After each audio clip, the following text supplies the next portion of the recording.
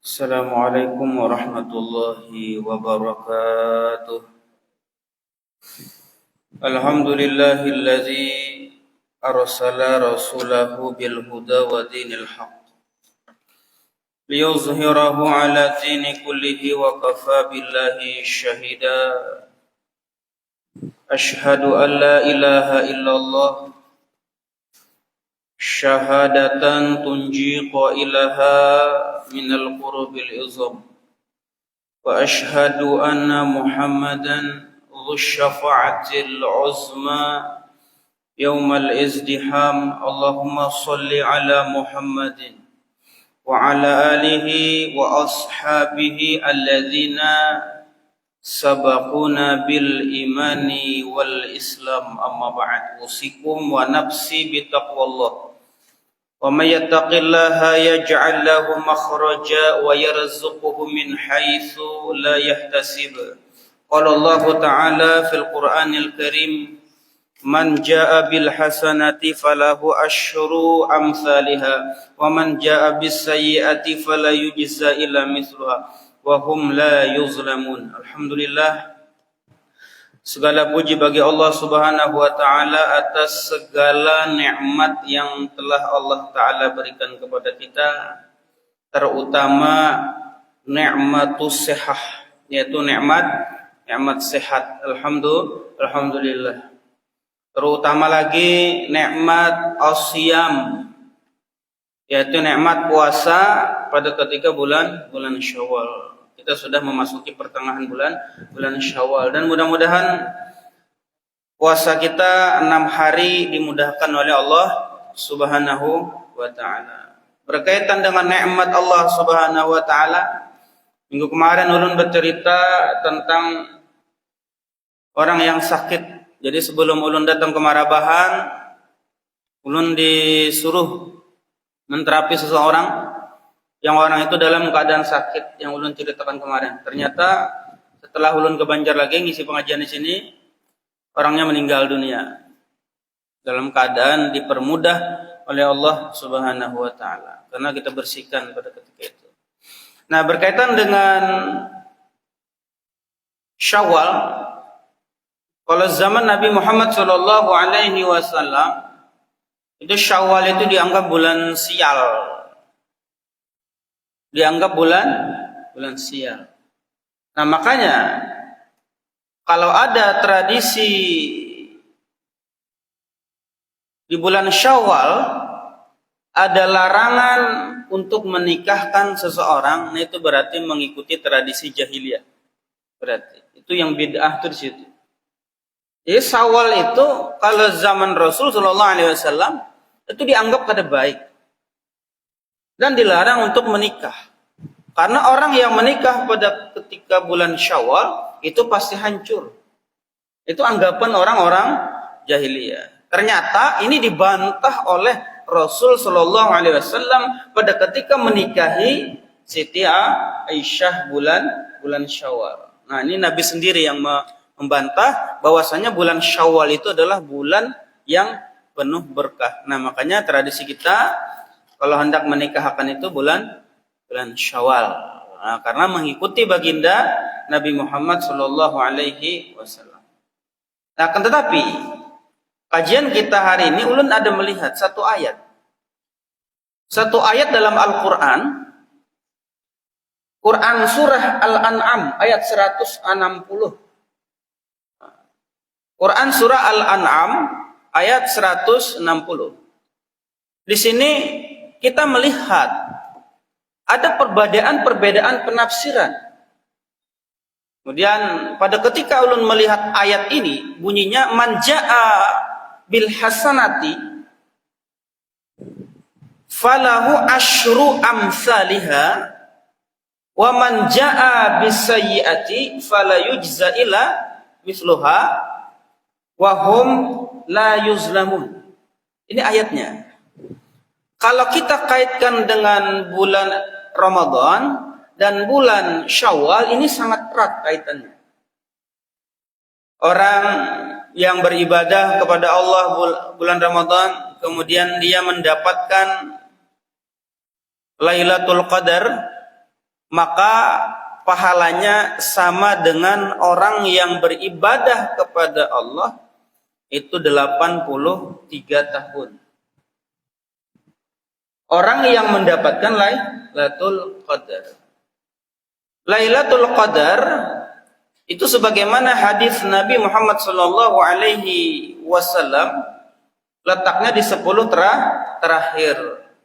Oleh karena itu, ibadah kita di bulan Ramadan untuk mendapatkan Lailatul Qadar itu 10-10-nya. Mulai 21, 22, 23, 24, 25, 26, 27 sampai terakhir itu pasti dapat. Karena 10-10-nya diambil. Ada yang betunggal nih bila malam, tapi yang malam ganjil diperhatikan.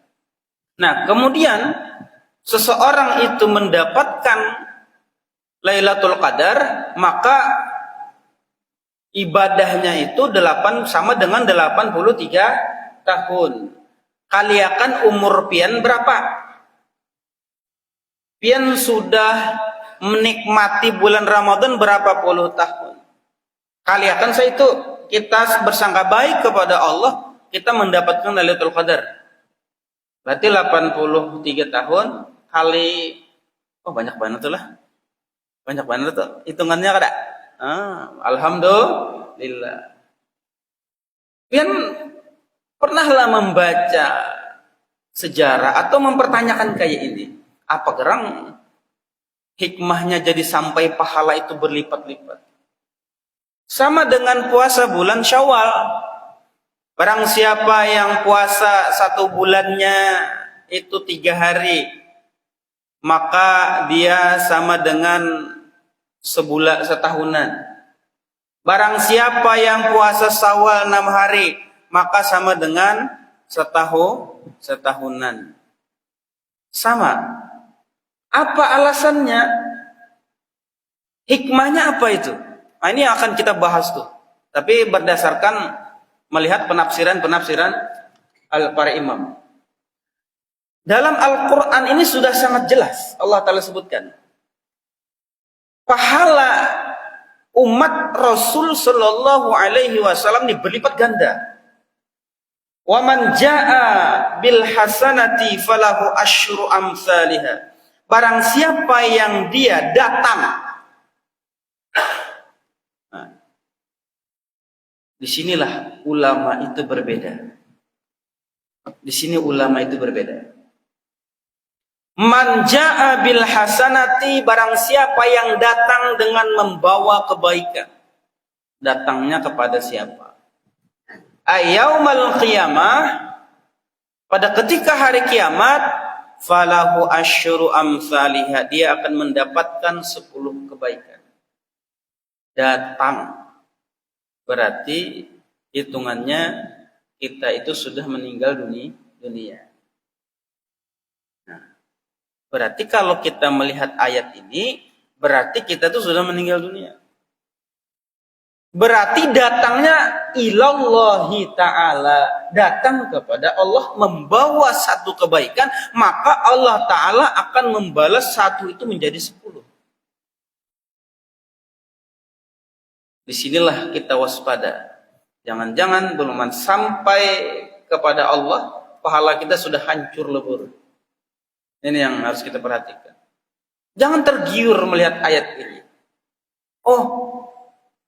Ibadah lawan Allah dapat pahala misalnya 10, sedangkan pian masih di sini. Maksud ayat ini adalah pada ketika dia itu ikhlas, sebenar-benar ikhlas. Jangan sampai ada yang namanya syirik. Jangan sampai ada yang namanya riya. Maka bila sudah sekali syirik itu selesai, amal kita habis berataan. Lalu yang datang 10-nya habis selesai. Kada sampai bertemu dengan Allah, maka amal kita sudah habis seberataan. Gara-gara riya, gara-gara syirik. Nah, makanya ini yang kita hindari. Kalau kita beramal beribadah lawan Allah, selesai habis sudah. Jangan lagi diingat-ingat amal ibadah itu. Pokoknya kita bersyukur lawan Allah. Alhamdulillah sudah kau melaksanakan subuh berjamaah. Lipatan gandanya 27 atau 25 kali. Selesai. Jangan lagi diingat-ingat. Orang ikhlas itu menuntut pahalanya lawan Allah. Makanya kemarin ulun sampaikan, orang beribadah itu ada 3 bagian. Ada kayak orang yang seperti budak, pembantu. Ada kalanya orang itu seperti pedagang. Ada kalanya orang itu yang benar-benar beribadah lawan Allah Ta'ala. Nah, seperti itu. Dia akan mendapatkan 10. Alasannya apa? Yang pertama, a'marul umamil madiyah qawilatun. Umurnya umat-umat terdahulu itu qawilatun, panjang-panjang. Umat-umat sebelum Nabi Muhammad sallallahu alaihi wasallam umurnya panjang-panjang. Itu alasannya. Wa ta'atuhum katsiratun. Taatnya pasti banyak. Nah, itu alasan pertama. Kenapa jadi Allah Subhanahu wa taala itu melipat gandakan pahala umat Nabi Muhammad sallallahu alaihi wasallam? Karena melihat umat terdahulu itu umurnya panjang-panjang. 900 perak 1000. Panjang-panjang umurnya. Awaknya ganal-ganal. Kuat-kuat. Peradabannya maju luar biasa. Nah, apabila inya beriman lawan Allah, berarti ketaatannya banyak juga. Bayangkan contoh kalau misalnya seseorang itu umurnya 900 tahun. Berarti banyak banget amal ibadahnya lawan Allah Subhanahu wa ta'ala. Sedangkan umur kita, a'marul ummatil muhammadiyati qasiratun wa ta'atuhum qalilah. Sedangkan umurnya umat Nabi Muhammad sallallahu alaihi wasallam qasiratun, pendek, wa ta'atuhum qalilatun, taatnya sedikit. Paling berat umur kita. Urang nang umurnya 63, Nabi Muhammad 63 lah. 70 aja sudah bersyukur lawan Allah. Apalagi sampai lewat 50, nah syukur banget tuh. Ada nang umur bakajutan meninggal dunia, umur 30 meninggal, 40 meninggal. Hah? Berarti dikit banget tuh taatnya lawan Allah. Dikit banget taatnya. Nah, makanya kita nih disuruh ittaqullah. Bertakwa lawan Allah. Nah, kemudian alasannya, oleh karena itu, maka umur yang pendek, taat yang sedikit, Allah Ta'ala tutupi dengan adanya Lailatul Qadar, dengan puasa 6 hari bulan Syawal. Makanya berniat barang dahulu bulan puasa yang sudah tuntung, alhamdulillah, selamat sudahnya. Yalah, selamat so. Yang belum nih Bang, mudah-mudahan kawa puasa bulan Syawal. Nih, usaha berjuang. Nah, itu. Alasan yang kedua, kenapa jadi Allah Ta'ala melipat gandakan pahala umat Nabi Muhammad SAW? Darajatul jannah khalisatun min ghairi taksir. Derajat orang nang masuk surga itu kadang-kadang kurangnya. Surga itu, orang yang masuk ke dalam surga berarti taatnya banyak. Kadang-kadang orang yang masuk surga yang taatnya sedikit. Nah, makanya adanya Lailatul Qadar, puasa Syawal itu menutupi kekurangan derajat seseorang pada ketika masuk ke dalam syurganya Allah Subhanahu wa taala. Jadi karena kekurangan lagi pada ketika masuk syurga. Umat-umat dahulu misalnya masuk ke dalam syurganya Allah, amalnya banyak. Walaupun seseorang itu masuk surga dengan rahmatnya Allah. Pada ketika umat Nabi Muhammad masuk surga, Oh, berarti jelas amal ibadahnya pasti banyak dibandingkan dengan umat-umat terdahulu. Kalau kita hitungi 83 tahun kali umur berapa? Nah, banyak mana kalau itu. Nah, kemudian yang ketiga alasannya apa? Ta'alluqul khusama yaumal qiyamah. Karena kesalahan kita itu dengan orang lain sangat banyak. Makanya kata Rasul sallallahu alaihi wasallam, al-muflis, Rasul bertanya kepada sahabatnya, "Wahai sahabatku, siapa yang muflis?" Apa kata Rasul sallallahu alaihi wasallam? Kata sahabat, orang yang rugi itu ya Rasulullah, orang yang kada bisi harta. Orang yang kada taat lawan Allah Subhanahu wa taala. Apa kata Rasulullah? Bukan itu. Orang yang muflis itu adalah orang yang banyak membawa amal kebaikan di hari kiamat nanti, kemudian amal kebaikannya dibagi-bagi. Nah, itu yang rugi itu. Nah, pada ketika seseorang itu beribadah di bulan Ramadan, kemudian dia mendapatkan Lailatul Qadar dan puasa Syawal, artinya apa? Walaupun pada ketika dia zalim di dunia, kemudian meninggal, kemudian pada hari akhirat, hari kiamat nanti amalnya dibagi-bagi, tetap masih cukup. Karena amal ibadah, ganjaran yang diberikan Allah Subhanahu wa taala itu tidak bisa diotak-atik. Kenapa alasannya? Alasannya adalah ganjaran Lailatul Qadar, ganjaran puasa Syawal itu merupakan rahmatun minallahi subhanahu wa ta'ala. Itu adalah rahmatnya Allah Subhanahu wa ta'ala yang kada bisa dibagi-bagi. Walaupun amal ibadah pian sudah habis dibagi-bagi, akan tetapi masih tersisa ganjaran Lailatul Qadar dan ganjaran puasa Syawal. Alhamdulillah, kalau 3 aja alasan kenapa jadi banyak. Nah, seperti itu. Nah, kemudian di dalam tafsir Marahul Labid. Jadi tafsir itu ada beberapa bagian. Ulun mencoba untuk melihat. Yang pertama yang ulun cek itu adalah tafsir Marahul Labid. Marahul Labid itu tafsir yang dikarang oleh Al-Imam An-Nawawi Al-Bantani. Beliau menafsirkan ayat ini, Al-An'am 160 ini, ujar beliau, man jaa yaumal qiyamah, orang yang datang pada hari kiamat, bil amalil hasanati, dengan amal perbuatan baik. Jadi orang yang datang pada hari kiamat dengan membawa amal-amal baik. Nah, ini yang kita khawatirkan tadi. Makanya beramal itu harus ikhlas karena Allah Subhanahu wa taala. Jangan ada campur tangan siapa? Jangan ada tujuan apapun. Murni karena Allah Subhanahu wa taala. Makanya dalam konsep agama itu ada namanya ihsan. Ihsan itu anta'budallah ka'annaka tarahu. Engkau beribadah kepada Allah seakan-akan engkau melihat Allah. Nah, ini menghilangkan sifat riya.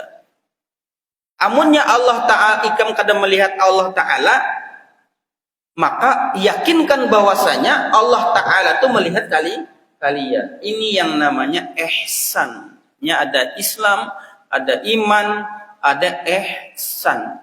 Trilogi agama Islam itu.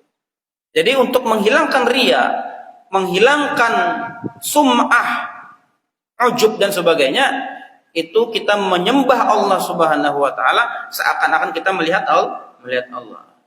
Nah, kemudian ini di dalam tafsir Marahul Labid.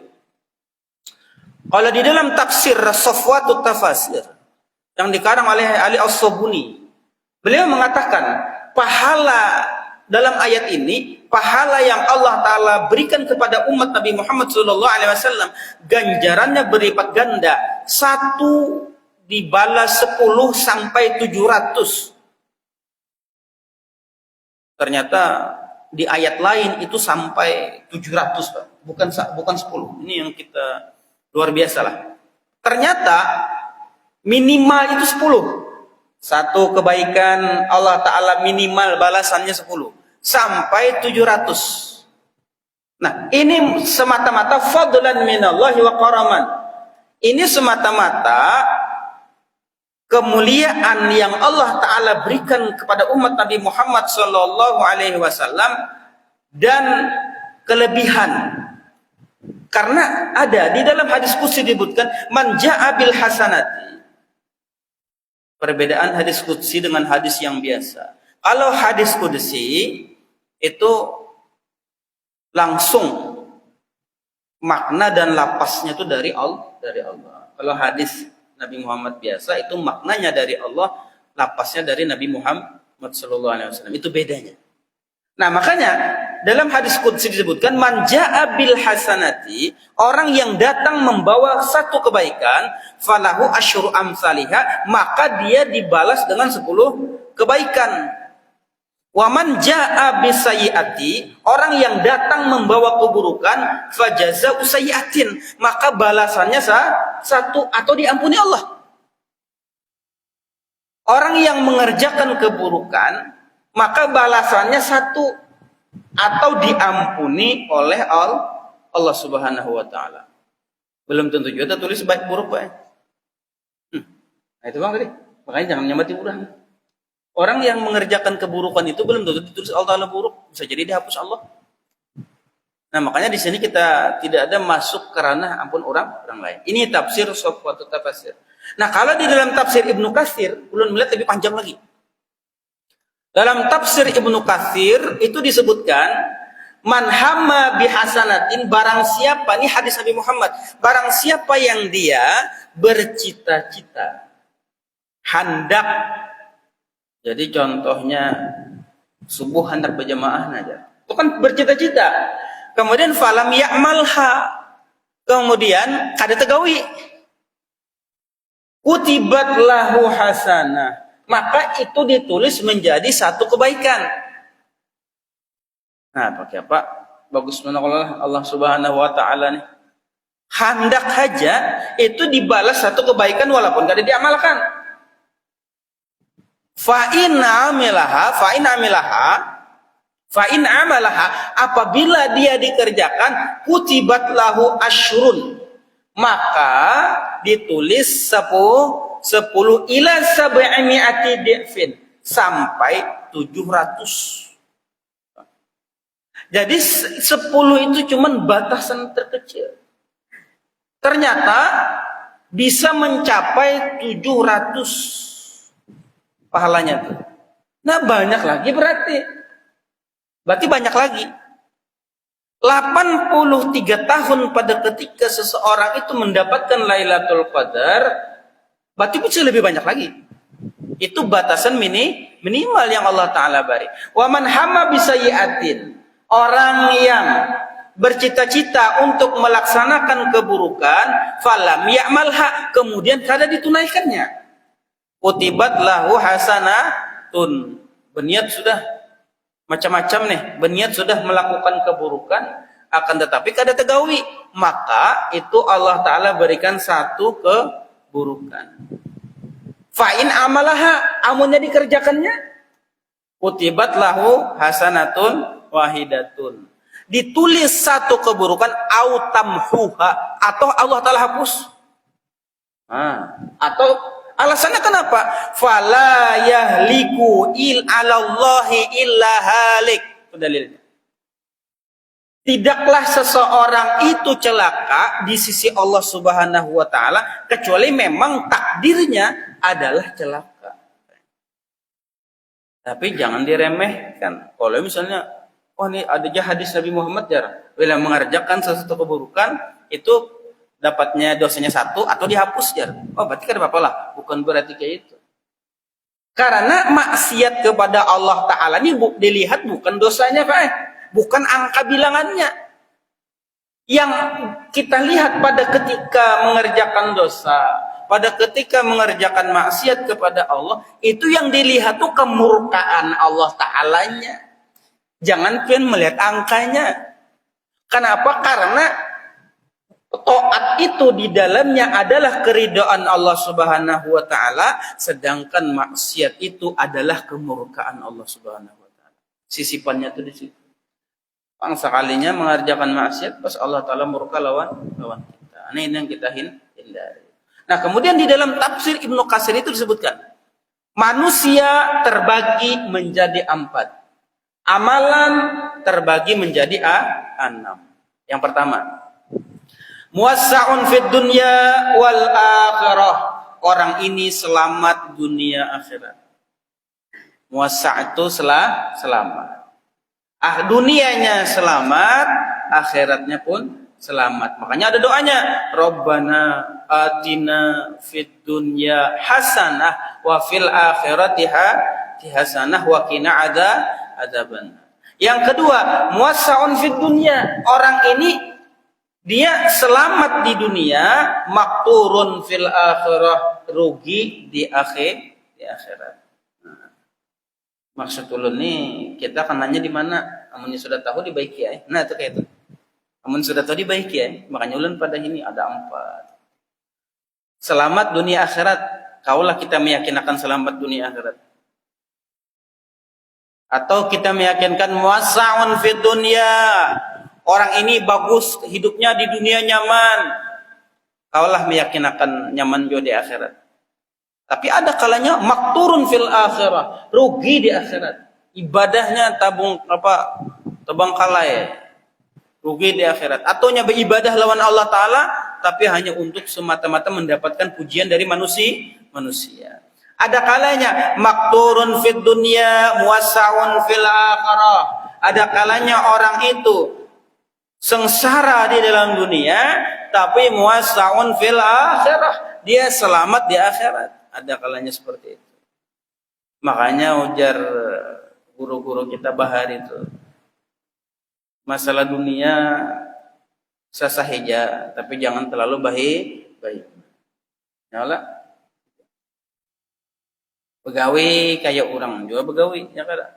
Nah, tapi akhirat dicangkali. Jangan dikira ujar sidin. Ba amal bi ibadah tuh kada begawi. Begawi juga tuh. Behimat ya Allah, begawi juga tuh. Sepian sembahyang duha begawi kada? Begawi.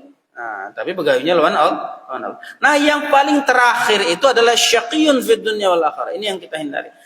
Dunianya tabangkalai. Dunianya rusak. Akhiratnya rusak. Nah, ini yang kita hindari benar. Mudah-mudahan jangan sampai kayak itu kita. Pokoknya akhirat, makanya dalam Quran surah Ad-Duha, wal akhiratu khairun laka minal ula. Nah, seperti itu. Nah, sedangkan amal ibadah kepada seseorang, yang pertama, man mata musliman mu'minan. Barang siapa yang dia meninggal dunia musliman dalam keadaan Islam, mu'minan dalam keadaan mukmin, la yusyriku billah, ada syirik lawan Allah syai'an, wajabat lahul jannah, maka wajib untuk mendapatkan syurga. Man mata kafiran, orang mati dalam keadaan kafir, wajabat lahun nar, maka dia akan mendapatkan neraka. Nah, kemudian man hamma bihasanatin falam ya'malha kutibat hasanah. Orang yang beramal kepada Allah, berbuat kebaikan, maka ditulis menjadi 10 kebaikan apabila dia kerjakan. Apabila dia tidak mengerjakan, maka ditulis 1 kebaikan. Wa man hamma bihasanatin fa'amalaha. Barang siapa yang dia bercita-cita untuk mengerjakan satu keburukan, fa'amilaha, kemudian diamalkan, kutibat, ditulis menjadi 10 kebaikan apabila dia mengerjakan. Apabila kada dikerjakannya, nah, sudah jelas. Nah, kemudian man anfaq, ini pahalanya beda-beda. Ada yang pahalanya 1, ada yang pahalanya 10, ada yang pahalanya sampai 700. Siapa yang mendapatkan pahala 700? Man anfaq, orang yang menafkahkan hartanya fi sabilillah, di jalan Allah, kanat lahu sab'ami'ati dhi'fin. Dia akan mendapatkan pahala sebanyak 700. Nah, ini berarti kalau orang itu bersedekah, maka pahalanya sampai 700. Tapi ada syaratnya. Pian misalnya ada di masjid bak sumbang misalnya. Itu ada syaratnya supaya dapat 700. Yang pertama ikhfa'us shadaqah, sembunyikan sedekahnya. Jangan terlalu bertampai lawan orang. Al-Quran menyuruh menyembunyikan. Fa in tukhfuha wa tu'tuha al-fuqara fahuwa khairun lakum. Apabila kalian menyembunyikannya, kemudian memberikannya kepada orang fakir, maka itu lebih baik daripada kalian. Itu yang pertama syaratnya, sembunyikan. Yang kedua, al-hadru minal manni wal adha. Jangan menyebut-nyebut kebaikan itu dan jangan menzolimi orang lain. Dalam Al-Quran Allah Ta'ala menyebutkan, ya ayyuhalladzina amanu la tubtilu shadaqatikum. Janganlah kalian membatalkan sedekah kalian bil manni wal adha, dengan menyebut-nyebut dan menyakiti orang lain. Yang ketiga syaratnya, dari yang paling bagus harta. Al-Quran menyebutkan, lantana lul birra hatta tunfiqu mimma tuhibbun. Kalian tidak akan mendapatkan kebaikan dari apa yang kalian nafkahkan kecuali yang kalian cintai. Yang terakhir syaratnya adalah tempatnya benar. Innamas shadaqatu lil fuqara'i wal masakin. Bahwasanya sedekah itu hanya teruntuk bagi fakir dan miskin. Bukan untuk lembaga, bukan untuk sekolahan, bukan untuk guru mengaji, bukan untuk siapapun. Ada pianlah mendengar memberi zakat dengan guru mengaji, bolehlah. Ayo pian, bolehlah beri zakat dengan guru mengaji. Mana dalilnya? Tidak ada dalil. Makanya pasakan tempatnya itu. Asnaf di dalam Al-Quran itu tidak ada guru mengaji.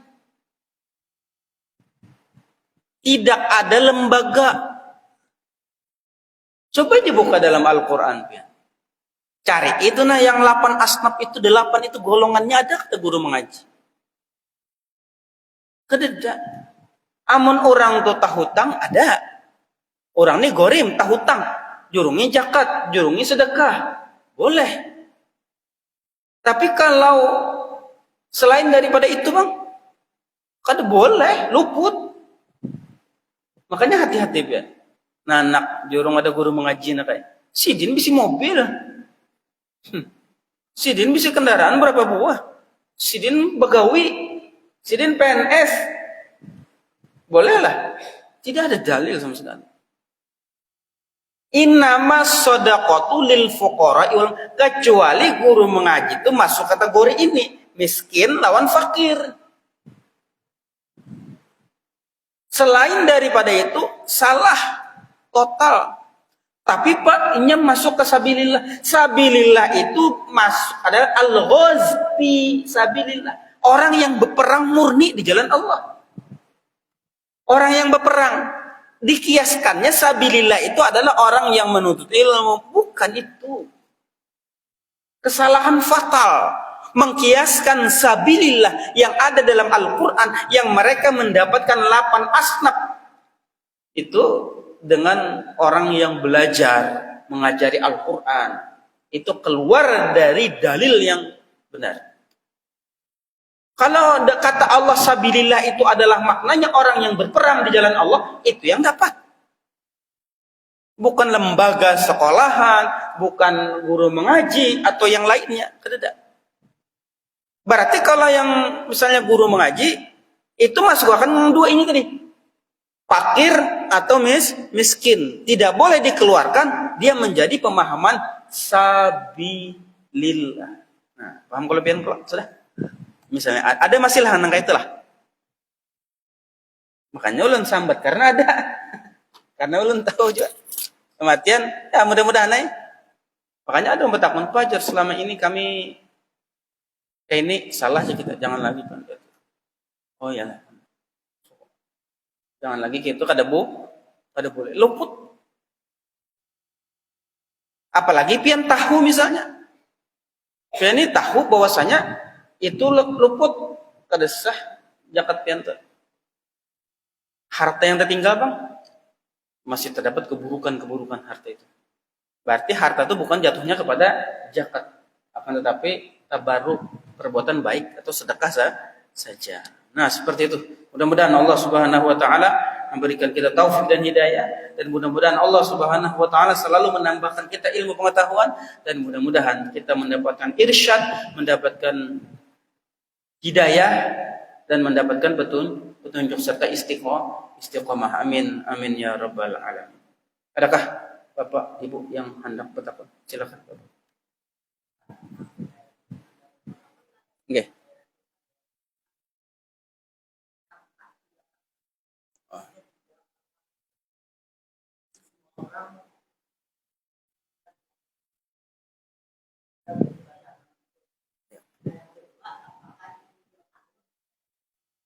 Oke.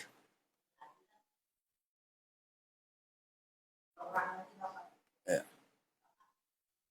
Oke.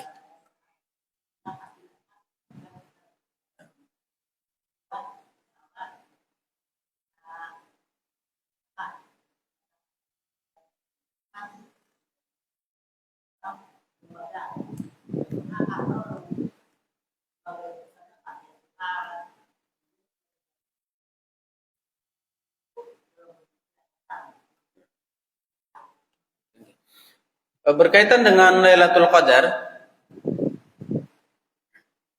dalam Quran surah Az-Zalzalah kan, in anzalna itu kan Al-Qadar, surah Al-Qadar itu dia mendapatkan malam itu lebih baik daripada 1000 bulan. Untuk Lailatul Qadar ini dia perorangan. Sama seperti halnya dengan Al-Hajj Al-Mabrur. Laisa jazaan ilal jannah, melainkan pahalanya surga. Nah, sedangkan Lailatul Qadar ini barang siapa yang beribadah kepada Allah di malam Lailatul Qadar itu, maka dia akan mendapatkan pahalanya sama dengan 1000 bulan. Barang siapa. Berarti kalau hanya kata-katanya barang siapa, berarti individual. Berarti siapa aja yang beramal beribadah pada ketika itu, maka dia akan mendapatkan pahalanya senilai 83 tahun. Berarti sifatnya adalah individual. Nah, makanya dianjurkan kita itu beribadah masing-masing. Makanya kan barang siapa yang ibadahnya banyak, maka pahalanya banyak. Makanya kena kalau di dalam hitungan malam itu Pak, ini belum sampaikan Bang lagi lah, kan mudah-mudahan kena terdapat. Malam itu kena dibagi 6. Malam itu dibagi 6, bukan dibagi 2. Bukan jam 12 sampai ke subuh, kada. Malam itu dibagi 6. 3 aturan kita itu guring. 2 aturan kita beribadah. 1 aturan kita guring. Nah, Tuhan itu kan Allah Subhanahu wa taala di hadis lain itu menurunkan rahmatnya. Berarti double.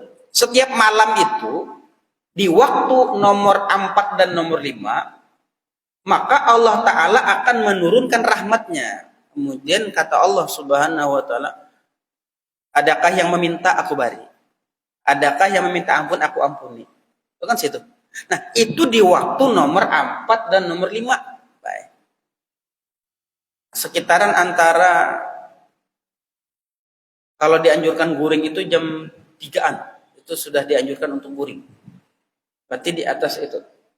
Hanya beribadah itu jam 2-an. Sekitar jam 2-an lewat lah. Jam 1-an lewat lah. Sampai jam 3-an lewat sedikit. Sisanya itu waktu nomor 4 dan 5. Nah itu. Apabila kena itu, pada ketiga bulan Ramadan, dia beribadah sesuai dengan aturan itu, maka Lailatul Qadarnya dapat, kemudian rahmat Allah Ta'alanya pun dapat. Itu double-nya dapat. Makanya perorangan. Nah, makanya mengetahui waktunya ini yang karena dilihat unsur kitanya. Kita ini mampunya ibadahnya jam berapa itu tergantung kita kena. Nah, itu karena panjang lebar ulun jelaskan masalah itu. Nah, kemudian yang kedua, masalah sedekah tadi, lembaga tadi. Lembaga itunya ada kalau di wadah kita nih, Pak. Nah, makanya namanya zakat produktif yang dikumpulkan oleh Basnas lah itu lembaga. Nah, boleh kita memberikan ke satu lembaga, tapi penyalurannya itu memang sudah ada ketentuan untuk fakir dan miskin. Nah, makanya di wadah kita dikenal dengan zakat produktif. Ya kalau yang di Basnas nih. Nah, sedangkan hukum investasi zakat itu memang ada yang memadahkan boleh, ada yang memadahkan kada boleh. Tapi ulama yang terkuat mengatakan investasi zakat itu kada boleh karena menunda hak mereka yang miskin dan yang fakir. Nah, tapi kalau di Indonesia itu digunakan untuk zakat produktif. Arti zakat produktif itu kada, kalau misalnya zakat fitrah barasnya dibagi kada, itu dijadikan modal usaha. Nah, berarti boleh ke lembaga, tapi harus jelas dia memberikan zakat itu memang kepada fakir dan miskin. Nah, seperti itu. Tapi kalau misalnya ada lembaga yang tahu hutang, bolehlah kita memberikan zakat atas nama gorim. Ini lembaga tahu hutang, misalnya pesantren, misalnya tahu hutang berapa ratus juta, kemudian kita beri zakat, boleh tidak? Lembaga. Nah, ini yang bermasalah. Yang kita beri zakat itu kategorinya adalah individual. Baik itu kategorinya fakir atau miskin. Nah, ini ada kan orang seperti itu. Ini tuh hutang atas nama gorim. Tapi lembaganya tuh hutang, boleh kada? Nah, ini yang bermasalah. Nah, seperti itu, Pak. Jadi kalau untuk lembaga kan jadi masalah. Apalagi nya sudah diakui oleh negara misalnya lembaga itu kan jadi masalah. Tapi ada harus pengawasan. Kalau pina zakat itu jatuhnya ke lain. Karena ada wacana seperti itu. Makanya dilihat-lihat dan berita lah. Makanya salah satunya kita menentang itu. Zakat itu hanya digunakan ke, tapi kan terjadi malah kemarin tuh.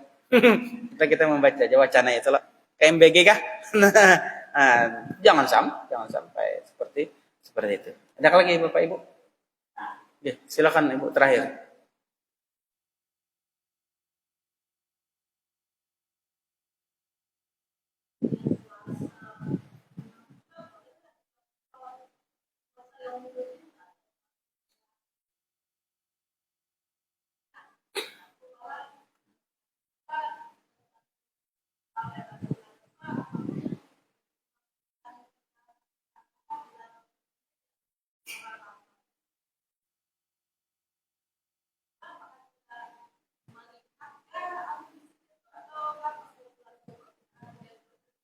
Melihat Lailatul Qadar lah.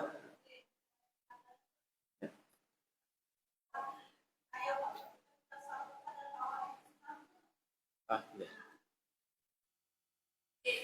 Banyak juga lah pertanyaan ini.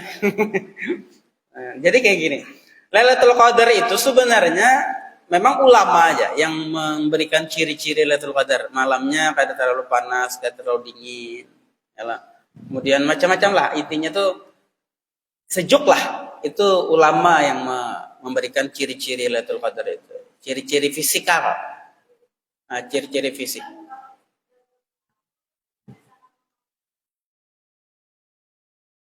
Belang bulannya apa nih, langit balah aja lah. Itu kan bahari. Ya, itu kan bahari. Nah, makanya patokan kita tuh bukan itunya. Patokan kita yang sohehnya itu tugas kita beribadah kepada Allah. Nah, orang yang beribadah kepada Allah Ta'ala tuh itu pasti merasakan ketenangan hati. Itu intinya tuh di situ. Ya, intinya ketenangan hati, kemudian kita beribadah kepada Allah sesuai dengan waktunya. Nah, misalnya 10 yang terakhir bulan Ramadan, full kita 10 beribadah bulan Ramadan, itu pasti dapat, pasti kena. Nah, yang berpendapat bahwasanya Lailatul Qadar itu di 10 terakhir, tapi kena ada yang ulama itu memberikan pemahaman tentang pendapat Lailatul Qadar itu banyak. Ada yang, tapi yang paling masyhur itu yang 10 terakhir bulan Ramadan, itu yang palingan. Nah, kemudian berkaitan dengan melihat kita kayak langit belah itu tahu lah. Tahu juga. Yang jelas kita tuh merasakan ketenangan pada ketika dalam ibadah kepada Allah. Nah, yang jadi pertanyaan lagi, pian ibadah tuh mencari Lailatul Qadarnya kah, mencari keridhaan Allah kah? Itu aja pulang menurut takon nih. Nah, itu kan gitu.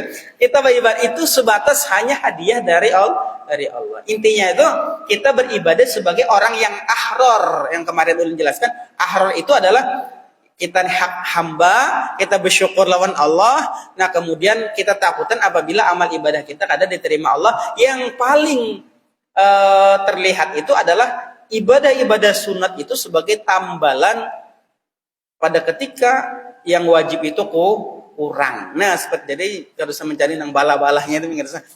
Nah, kemudian apalagi tadi pertanyaannya seperti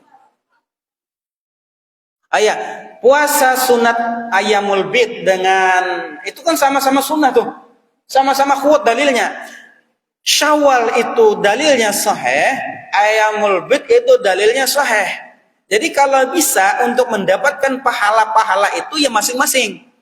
Syawal, tunggalakan Syawal. Nah, makanya yang disunatkan itu Syawal itu setelah hari raya, kemudian langsung diikuti man atba'a. Kalau itu kalimatnya atba'a itu langsung puasa Syawal. Apabila kada kawa juga kayak itu pas tebarung dengan ayamul bid misalnya, tebarung nih.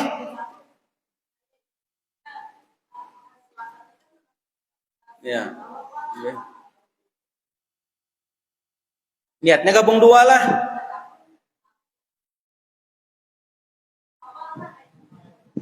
Nyaman banget. Bergabung-gabung kayak itu berarti. Nah, intinya tuh sunnahnya itu satu-satu. Sunnahnya satu-satu. Nggih. Paling kada kalau misalnya Syawal aja, kalau bid aja. Jadi tergantung niatan pian yang mana. Nah, kalau misalnya lain yang misalnya wajib dengan sunnah. Kalau wajib dengan sunnah bisa aja kena include-nya di wajibnya. Nah, misalnya nih, puasa wajib misalnya. Nah, kemudian benazar. Kemudian pada ketika ayamul bid tentu kan bisa masuk. Karena dia statusnya wajib dan sunnah. Tapi kalau sunnah sama sunnah, usahakan itu berbeda. Kalau misalnya itu tekan ayamul bid, iya niat tekan ayamul bid, besoknya Syawal. Karena waktunya masih panjang. Makanya beribadah tuh jangan berlambat-lambat. Nah, jangan gitu pulang. Nah, kemana lagi? Apa tadi terakhir, Bu? Habis dah. Ayah. Salat itu sama dengan kita membaca buku, membaca kitab. Paham enggak? Tapi dalam konsep nih pian membaca buku, pian kada paham, berarti rugi pian. Tapi kalau dalam konsep sholat, paham kada paham, dapat pahala, gugur kewajiban. Tapi ada yang kurang, itulah makanya itu ya ditutupi dengan ibadah sunnah tadi. Nah, itu pahamlah. Kekurangan itu pian tutupi dengan ibadah sunnah. Jadi pertanyaan pian kenapa? Kayak lu nih kada kawe esen misalnya, ya tutupi dengan ibadah sunnah. Nah, seperti itu. Yang bagusnya itu ya memang kan di dalam konsep sholat itu ada namanya ta'zim, kena tafhim. Itu kan ada takrim, macam-macam tuh etika sholat itu. Sama dengan kayak contohnya inna sholati wa nusuki wa mahyaya wa mamati lillahi rabbil alamin. Akhirnya perkataan kita itu kada sesuai dengan perbuatan, maka kita dikategorikan sebagai orang-orang yang munafik. Nauzubillahi min zalik. Nah, jadi itu aja lah. Mudah-mudahan Allah Ta'ala memberikan kita pemahaman yang baik. Amin ya rabbal alamin. Salah khilaf mohon maaf. Assalamualaikum warahmatullahi wabarakatuh.